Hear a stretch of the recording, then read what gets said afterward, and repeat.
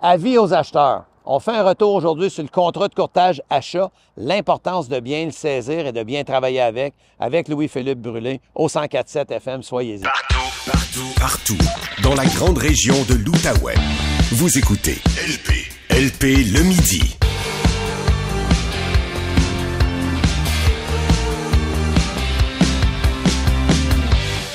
Ah ben oui, l'immobilier avec Roch Saint-Jacques qui est en studio, évidemment. Salut Roch. Hey, bonjour LP, ça va? Ben oui, ça va bien. On a quasiment un concours de chemise hawaïenne cette semaine. Exactement. On fera voter les fans peut-être après l'émission. Tu veux revenir cette semaine, Roch, avec les détails du fameux contrat de courtage achat parce que tu as beaucoup de questions. C'est quand même relativement nouveau. Exactement. Depuis, évidemment, juin 2022. Puis Louis-Philippe, je te fais une confidence aujourd'hui, ça doit rester entre nos deux. Là. Je t'écoute, Roch. Ça se peut qu'il y en ait un peu plus qui comprennent, peu importe. Je suis officiellement formateur pour Remax Direct. Puis mes formations sont même accréditées par l'OACQ. Ce qui veut donc dire que les courtiers qui participent à ma formation, en plus d'avoir de l'information pertinente sur leur travail et notre profession, accumule aussi des unités de formation continue qu'on appelle, qui est obligatoire dans notre profession, puis qui se termine d'ailleurs le 30 avril pour le cycle qui termine 2023. Alors bravo, c'est nouveau ça là. Ben oui, effectivement. Depuis début d'hiver que je fais ça, mais moi je garde toujours un petit peu low profile, Louis-Philippe. Un petit scoop que tu nous annonces aujourd'hui, puis tu sais, ça a l'air de rien, mais il faut vraiment se garder à jour dans ce domaine-là. Absolument, c'est obligatoire. C'est la formation continue.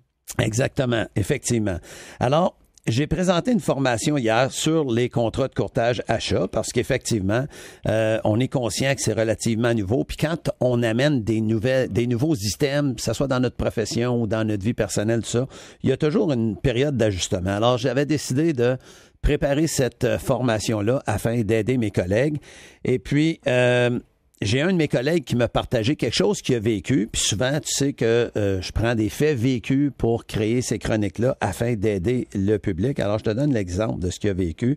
Il reçoit un appel d'un acheteur afin de visiter une maison que lui, il a en inscription. Donc, il représente le vendeur. Il rencontre l'acheteur à cette maison-là. Et puis, il rencontre l'acheteur. On sait que la double représentation, c'est un petit peu délicat, mais tu as le droit de rencontrer l'acheteur sur les lieux afin de lui expliquer tout le processus de ce qui est en place. Et lui faire part de son droit d'avoir un courtier pour défendre ses droits à lui. Exactement, c'est ça. Fait que c'est difficile de l'expliquer au téléphone, comme on a dit, mais rendu sur place, tu devrais le faire. Alors, c'est ce que le courtier fait. Rencontre l'acheteur, explique son processus, la double représentation, le contrat de courtage achat, et c'est là que lui, il reste surpris quand il se fait dire que il y a déjà un contrat de courtage achat, et puis son courtier lui a dit, regarde, s'il y a des inscriptions qui t'intéressent, appelle le courtier inscripteur, va visiter.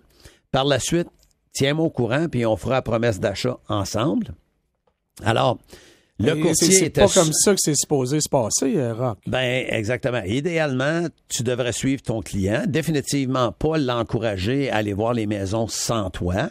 Alors, c'est sûr qu'à ce moment-là, ben, il faut que l'acheteur soit au courant de ses droits, puis c'est de ça qu'on va avancer aujourd'hui dans la chronique pour que l'acheteur soit au courant que, idéalement, ton courtier te suit lors des visites. Il est supposé te représenter du début à la fin, incluant les visites, pas juste t'appeler à la fin quand tout est réglé puis dire « Hey, je vais avoir ma commission puis je vais t'aider pour signer la paperasse. » là. Exactement. Donc, c'est une certaine mise en garde que tu fais aujourd'hui. Exact, c'est ça. Puis mettons, LP, c'est pas le but de l'OACQ d'avoir créé le CCA, puis d'interdire la double interdiction, de mettre ça plus ambigu. Ils veulent que ça soit clair, puis on en reparle pour que ça l'aide les acheteurs, évidemment, à comprendre le processus, et puis les vendeurs aussi à comprendre que de moins en moins, on va voir un courtier le représenter et puis représenter un acheteur.